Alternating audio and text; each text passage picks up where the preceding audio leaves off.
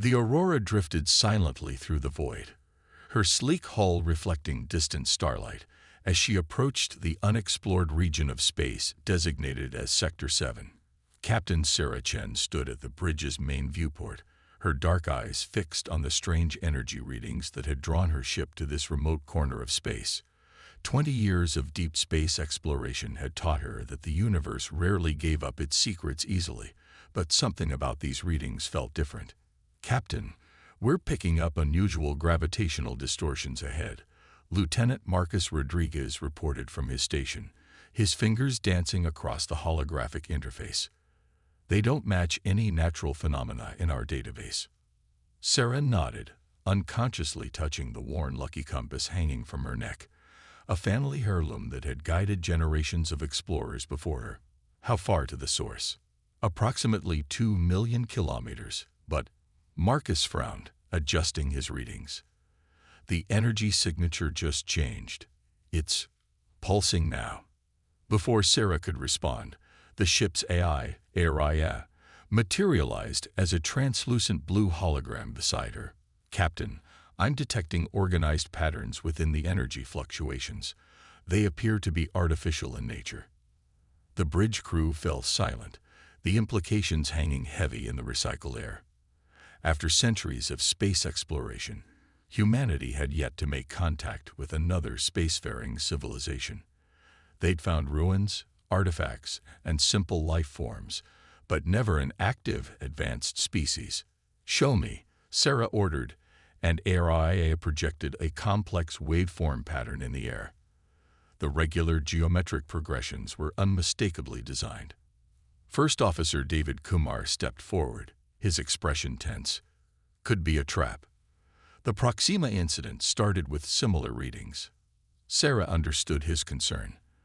The Proxima incident had cost the Earth Fleet 3 ships and nearly sparked a war with an automated defense system left behind by some long-vanished civilization. But her instincts told her this was different. "Launch a probe," she commanded. Standard first contact protocols. The probe streaked away from the Aurora, its sophisticated sensors gathering data as it approached the energy source. The bridge crew watched in tense silence as the readings streamed back. Suddenly, space itself seemed to ripple, and a massive vessel materialized where the energy readings had been strongest. Its hull was a deep purple-black that seemed to drink in the starlight, covered in intricate patterns that might have been art or written language. "Multiple power signatures detecting powering up," Marcus reported, his voice steady despite the tension. "Their energy output is incredible. They could power a small planet with that kind of technology." The alien vessel hung motionless, seemingly studying them as they studied it. Sarah felt the weight of history pressing down on her shoulders. Whatever happened in the next few minutes would reshape humanity's understanding of its place in the universe. "ARIA, begin broadcasting the first contact package on all frequencies," Sarah ordered. The carefully designed message, containing everything from basic mathematical sequences to visual representations of human culture and peaceful intentions, began streaming toward the alien ship. For long moments, there was no response. Then the alien vessel's surface began to shift, sections of the hull rearranging themselves like a massive puzzle. A beam of light shot out, enveloping the Aurora in a soft purple glow. "Some kind of scan," Marcus reported. It's reading everything. Hull composition, power systems, crew life signs." The scan lasted several seconds, then cut off abruptly. The alien ship's patterns began pulsing with increasing intensity. "They're responding," ARIA announced. "Receiving data, translating." The holographic display filled with cascading symbols, slowly resolving into recognizable patterns. Sarah leaned forward, her heart racing as the first translated message in human history from an alien civilization began to form. "Violation. Restricted space. Surrender vessels. Prepare for quarantine."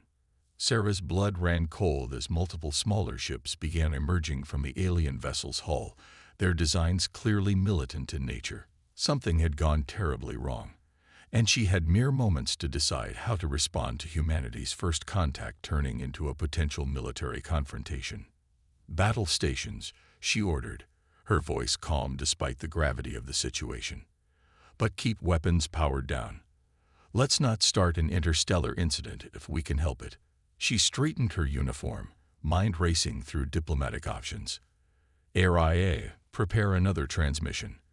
Let's make sure they understand we came in peace, and that humanity won't be easily intimidated." The next few minutes would either mark the beginning of peaceful relations with an alien civilization or the start of humanity's first interstellar conflict. Either way, Sarah Chen knew that nothing in human history would ever be quite the same after today. The Aurora's engine core thrummed with barely contained power as Captain Chen watched the alien patrol ships take up attack positions around her vessel. The massive mothership loomed above them, its purple-black hull now bristling with what were unmistakably weapon ports. "They've established a quantum containment field around us," Chief Engineer Maya Patel reported through the comm, her voice tight with controlled excitement rather than fear. "It's like nothing I've ever seen. They're actually bending space-time to hold us in place." Sarah allowed herself a small smile. Where others might have heard a problem, she recognized the familiar tone in Maya's voice, the sound of a human engineer discovering something new to solve. "Talk to me, Maya. What are we dealing with?" "Their tech is decades ahead of ours, Captain, but—" Maya paused, and Sarah could practically hear the gears turning in her mind. "They're using principles we understand. It's like comparing a fusion reactor to a steam engine. Same basic concepts, different execution." Lieutenant Rodriguez's console suddenly lit up with new alerts. "Captain, they're transmitting again." The alien message scrolled across the main display. "Subi to inspection and detain China. Resistance will be immediate with appropriate force." Sarah exchanged glances with David Kumar, seeing her own thoughts reflected in her first officer's expression. They couldn't allow the Aurora to be captured, not with the experimental technology they carried, and certainly not with Earth's location stored in their databases. "Maya," Sarah called, "remember that theory you had about using the mining laser array for power transmission?" There was a brief pause before Maya responded, her voice shifting from scientific curiosity to pure enthusiasm. "The quantum resonance experiment. But Captain, that was just a theoretical. Time to test that theory. Can you modify the mining lasers to disrupt their containment field?" "It's possible," Maya said slowly. "The basic principles should be similar, but we'd need to generate an enormous amount of power, and the precision required would be—" "Use whatever you need," Sarah interrupted. "Just make it happen." As Maya and her engineering team began their work, Sarah turned to Aria. "Keep transmitting peaceful intentions, but mix in something new. Send them everything we have on human music. Classical, jazz, rock, all of it. Let's give them something to analyze while we work." "An unusual choice, Captain," Aria noted, but began the transmission. The bridge crew worked in focused silence as minutes ticked by. The alien vessels maintained their positions, occasionally scanning the Aurora with increasingly powerful beams. "They're trying to breach our computer systems," Aria reported. "Their AI is impressive, but they don't understand human intuitive coding. I'm leading them through an endless series of recursive loops." Sarah nodded. The aliens' technological superiority was clear, but they were discovering that humanity's greatest strength lay not in raw power, but in creative problem-solving and adaptability. "Maya's ready," David reported, checking his tablet. "Engineering has rigged the mining lasers into some kind of quantum resonance array. They've tied it directly into the fusion core." "Probability of success?" Sarah asked Aria. "Based on available data, 31.7%. Sarah touched her compass again. "Better odds than the first moon landing." "Maya, stand by." The alien mothership chose that moment to transmit again. "Final warning. Subimite or BDSABLET." Sarah took a deep breath. Maya, activate the array.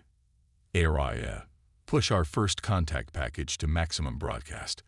Let's make sure they know we're still trying to talk. All hands, brace for possible turbulence. The Aurora's mining lasers, never designed for anything like this, activated simultaneously.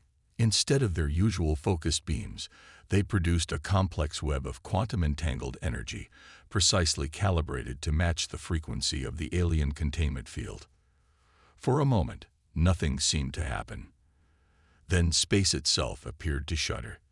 The purple glow of the containment field flickered, rippled, and began to dissolve. "It's working," Maya shouted through the comm.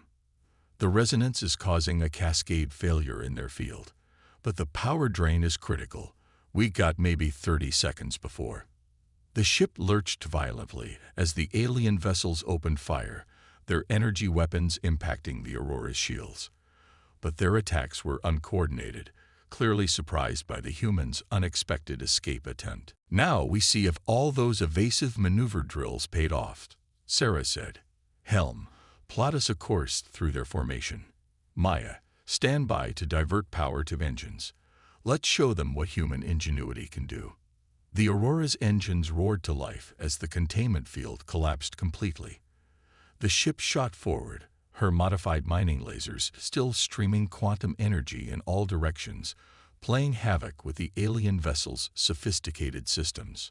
As they accelerated away from the shocked alien fleet, Sarah allowed herself a moment of pride in her crew's achievement. They had faced a technologically superior force and found a way to survive through pure human creativity and determination. But she knew this was just the beginning. They had either made humanity's first interstellar enemies, or perhaps, if they were lucky, earned the respect of a powerful alien civilization. Either way, the real challenges were just beginning. The Aurora limped through the stellar debris field, her improvised quantum resonance array still sparking occasionally from overuse. They had managed to stay ahead of the alien pursuit for 6 hours, but Captain Chen knew they couldn't run forever. Their clever escape had cost them nearly 60% of their power reserves. Multiple contacts emerging from hyperspace. Marcus called out suddenly. "New signatures. They don't match our pursuers." Sarah watched as a dozen sleek vessels materialized around them, their hulls gleaming with a metallic sheen that seemed to shift between silver and black. They moved with an unsettling precision, like predators coordinating for a kill. "Captain," Araya's hologram flickered with unusual agitation. "I'm detecting no organic life signs aboard those vessels. They appear to be fully automated." Before Sarah could respond, the new arrivals opened fire, not on the Aurora, but on the pursuing alien fleet that had just emerged from hyperspace behind them. The space between the ships erupted in a deadly light show of advanced energy weapons. "The original alien vessel is transmitting," Marcus reported. "They're broadcasting on our frequencies." The message came through in surprisingly clear English. "Human vessel. Immediate cooperation required. Mutual survival at STAK." Sarah's tactical display showed why. The automated ships were systematically cutting through both human and alien defenses with terrifying efficiency. Their weapons seemed specifically designed to target vital systems, suggesting they had encountered both species before. "Maya," Sarah called to engineering, "what's the status of our quantum resonance array?" "Barely functional," Maya replied, "but I might have an idea. These new hostiles, their ships are networked, sharing targeting data, coordinating attacks. If we could adapt our array to disrupt their quantum communications." A new transmission cut through the channel. "We observe your quantum manipulation technology. Crude, but effective. Combine with our containment fields. Potential synergy." Sarah's mind raced through the possibilities. The aliens who had been ready to detain them minutes ago were now proposing the joint defense. More importantly, they had recognized the potential of human innovation. HFY, establish a secure link with the alien vessel. Maya, work with their engineers, show them everything about the array. Sarah straightened in her chair. Let's see what happens when we combine human creativity with their advanced technology. The next few minutes were chaos as the automated ships pressed their attack. The Aurora's shields buckled under repeated hits, while the alien vessels attempted to maintain a defensive formation around them. Through it all, Maya and her team worked frantically with their alien counterparts. Connection established with alien engineering, Araya reported. Translating technical specifications. Fascinating. They're already implementing modifications to their containment field generators. Sarah watched as the massive alien mothership moved to protect the Aurora from a barrage of enemy fire. Despite their earlier confrontation, there was something oddly reassuring about fighting alongside them rather than against them. Integration complete. Maya's voice was triumphant. Captain, we're ready. But this is going to take every bit of power we have left. The automated ships were closing in for the kill, their formations tightening like a noose. Sarah took a deep breath. All power to the modified array. Let's show these machines what organic species can do when we work together. The Aurora's jury-rigged mining lasers activated in perfect synchronization with the alien vessel's containment field generators. The quantum resonance effect, amplified by alien technology, rippled out in a massive wave. Where the Aurora's original array had disrupted a single containment field, this hybrid weapon unleashed chaos across the entire battlefield. The automated ship's perfect formation suddenly dissolved into confusion. Their quantum-linked targeting systems collapsed, reducing their coordinated attack into individual ineffectual efforts.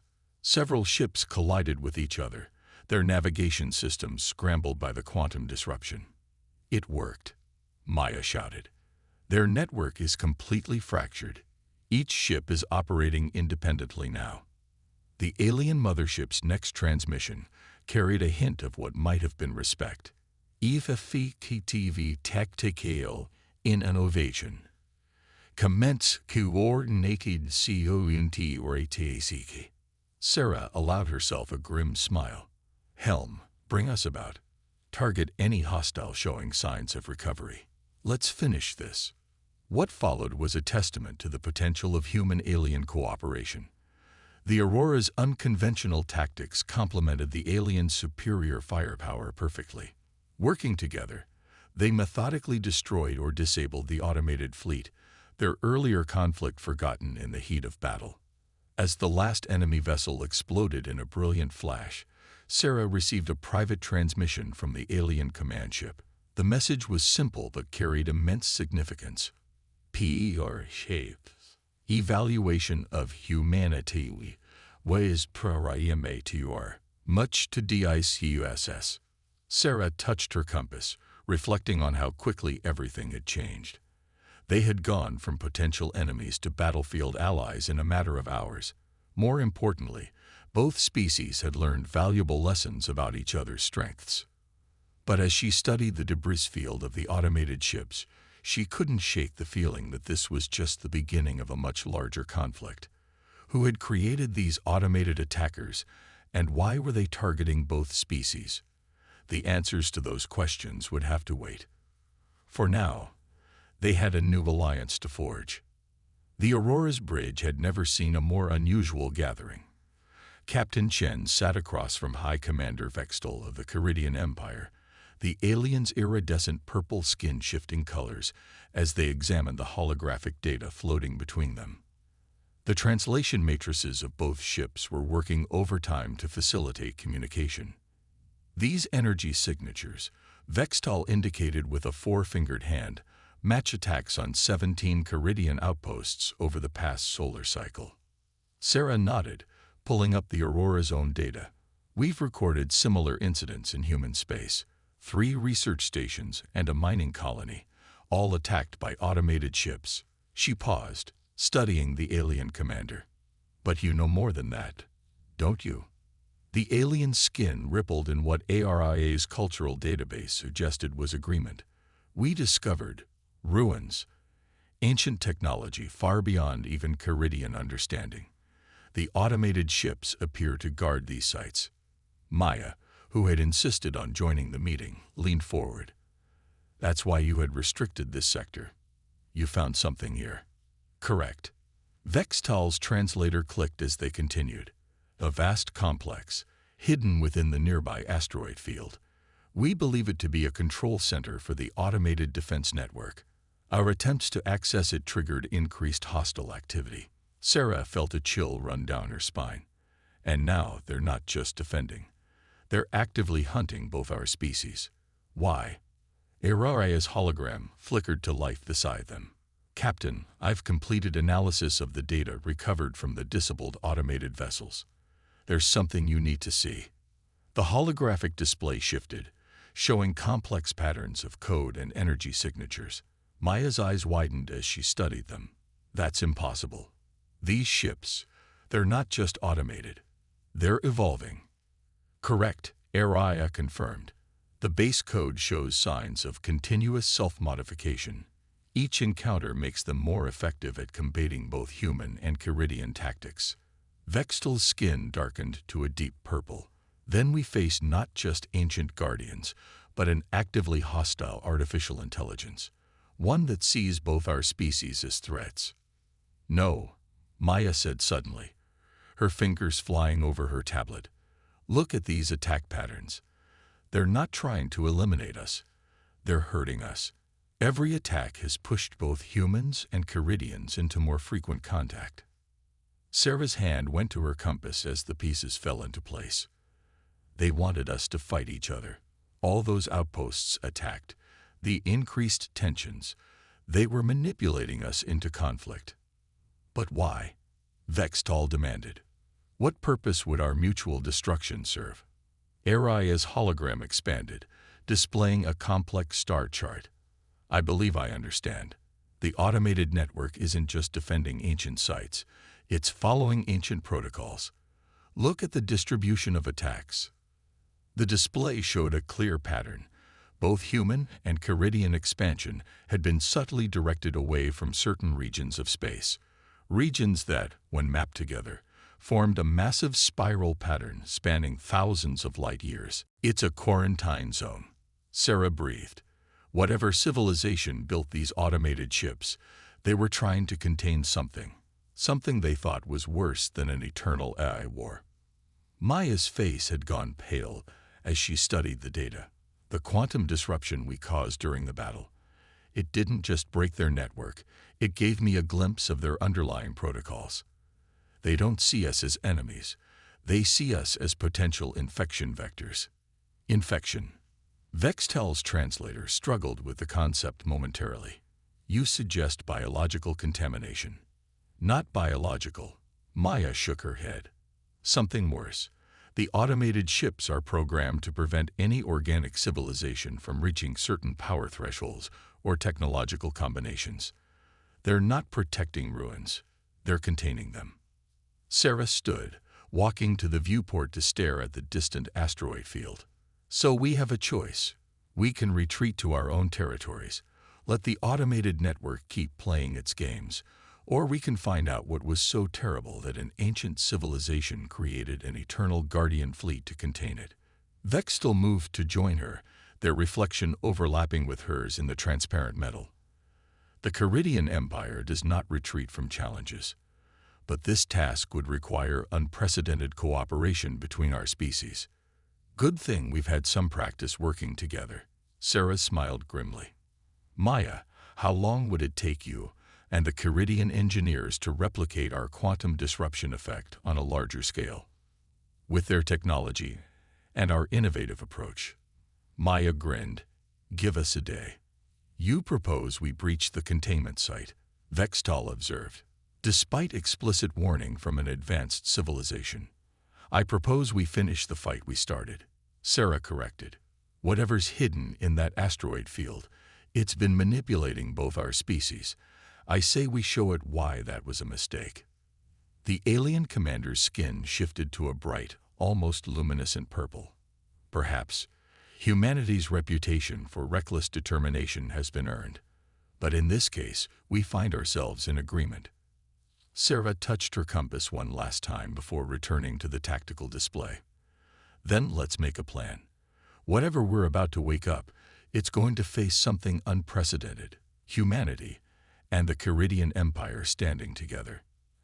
As the two commanders began strategizing, none of them noticed the subtle flicker in the distant asteroid field, a brief pulse of energy that suggested something ancient was already aware of their decision and waiting. The combined fleet of human and Caridian vessels moved through the asteroid field in perfect formation, their shields harmonized to create a protective bubble around them. The Aurora led the way, her modified quantum resonance array pulsing steadily, disrupting any automated defenders that try to approach. Energy readings are off the charts, Maya reported from engineering. Whatever's hidden in this field, it's putting out enough power to run a small star. Sarah watched as their destination finally came into view. An asteroid nearly the size of Earth's moon, its surface riddled with ancient structures that defied conventional geometry.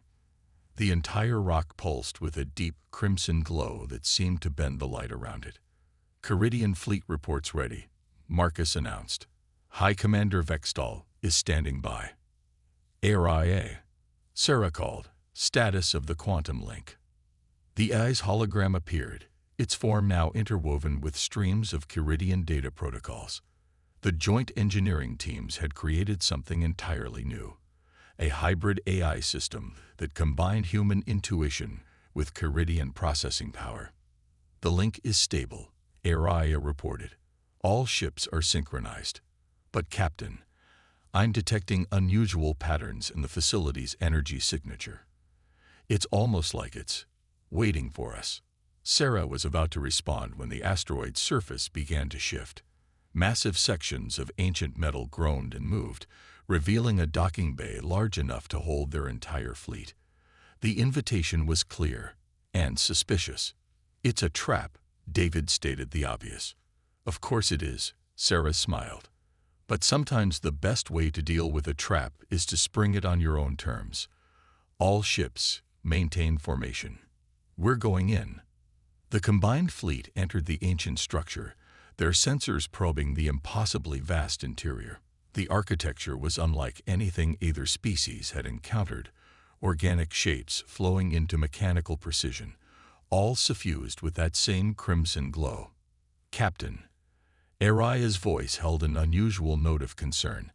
I'm detecting quantum signatures similar to our disruption array, but orders of magnitude more powerful.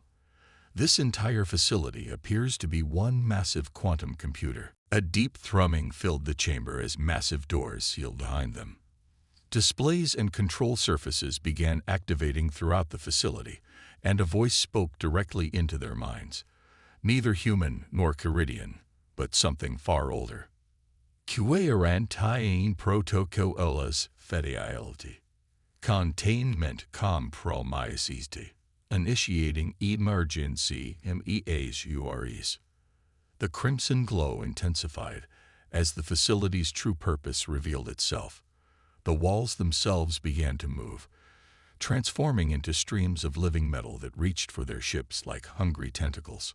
All ships execute pattern delta, Sarah commanded. The fleet split apart in a precisely choreographed dance, their combined weapons firing at predetermined weak points in the facility's structure. Human ingenuity and Caridian precision working in perfect harmony. But the ancient system was powerful beyond imagination. For every tendril they destroyed, two more appeared. Ships began falling, crushed by the living metal or drained of power by quantum fields that defied physics itself. Maya, Sarah called. We need options. The facility's quantum signature. Maya's voice was excited despite the chaos. It's not just similar to our disruption array. It's the same basic principle taken to its logical extreme. Captain, this whole place is one giant quantum entanglement engine. Sarah's mind raced. Aria, connect me to Vextal. Now. The Caridian commander's image appeared on her screen. We observed the same readings, Vextal stated before she could speak. Your engineer's assessment is correct. This facility was not meant to contain a threat. It is the threat. An ancient civilization's attempt to achieve immortality through quantum consciousness, Sarah realized. But it went wrong. Became something that could infect and convert other consciousness into itself. That's why they created the automated guardians. Correct. Vextol's skin pulsed with urgent colors. And now it seeks to absorb our combined fleet into its network. More ships were falling, their crews going silent as the facility's quantum fields invaded their systems. They had minutes at most before they were all absorbed. Maya, Sarah called, you said our disruption array works on the same principles. What if we reversed it? Fed it their own quantum signature? Like creating a feedback loop. Maya's fingers were already flying across her console. It could work, but we'd need enormous power. More than we have left. Not alone, Sarah agreed. But together. She turned back to Vextol's image. Commander, if your ships linked their containment field generators to our array, the combined power would be sufficient, Vextol finished. But the feedback would destroy this facility and likely our entire fleet. Not if we time it right. Sarah's hand closed around her compass. Maya, how long to modify the array? 2 minutes. Maybe less with Caridian help. You'll have one. Vextol, have your ships form a sphere around the Aurora. We'll synchronize our fields and overload them all at once. The feedback should give us a few seconds to escape. The next 60 seconds were a blur of desperate activity as the two species worked together one final time. The living metal closed in around them as Maya and her Caridian counterparts rebuilt their quantum array on the fly. Ready, Maya shouted just as the facility's tendrils reached their outer ships. All vessels, emergency power to engines on my mark. Sarah commanded. 3, 2, 1. Now. The combined quantum pulse hit the facility's consciousness like a supernova of disrupted spacetime. The feedback loop cascaded through its systems, turning its own vast quantum network against itself. The crimson glow turned to blinding white, as reality itself seemed to tear. All ships, full power to engines. Sarah ordered. Follow our exit vector. The fleet burst from the dying facility like a bullet from a gun, riding the shockwave of quantum destruction. Behind them, the massive asteroid began to collapse in on itself, the ancient consciousness screaming in frequencies that made their sensors overload. They emerged from the asteroid field just ahead of the quantum cascade, their ships battered but intact. Human and Caridian vessels flew side by side, forever bonded by their shared victory. Hours later, Sarah stood in the Aurora's observation lounge with Vextol, watching the last remnants of the quantum storm fade into normal space. Your species, Vextol observed, has an unusual talent for turning disadvantages into strengths. We would have never considered using our own containment fields as weapons. And we would have never had the technology to implement the idea, Sarah replied. Seems like we make a good team. Indeed. The alien commander's skin shifted through thoughtful patterns. Perhaps it is time to redraw some borders. Create new spaces where our species can continue to cooperate rather than compete. Sarah smiled, touching the compass that had guided her family through generations of exploration. I think we'd like that. After all, there's still a lot of universe out there to explore. And unknown threats to face, Vextol added. True, Sarah agreed. But next time, we'll face them together. As the Aurora set course for Earth, carrying news of both first contact and a new alliance, Sarah reflected on how much had changed in just a few days. They had faced an ancient horror and emerged stronger not just through technology or tactics, but through the simple willingness to work together despite their differences. It was, she decided, a lesson worth taking into humanity's new future among the stars.